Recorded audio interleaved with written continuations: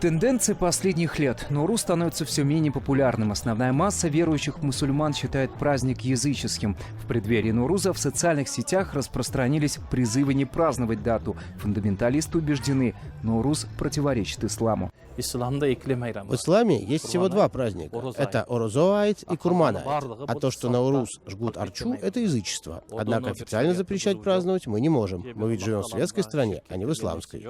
Официальное духовенство Кыргызстана считает, Ноурус не является исламским праздником, и мусульмане встречают этот день скорее по народной традиции. Ноурус или Новый год по солнечному календарю. Возраст праздника насчитывает более 3000 лет. Отмечать День весеннего равноденствия кыргызы начали испокон веков. Я считаю Ноурус нашим национальным праздником, а не религиозным. И мы должны чтить свои традиции.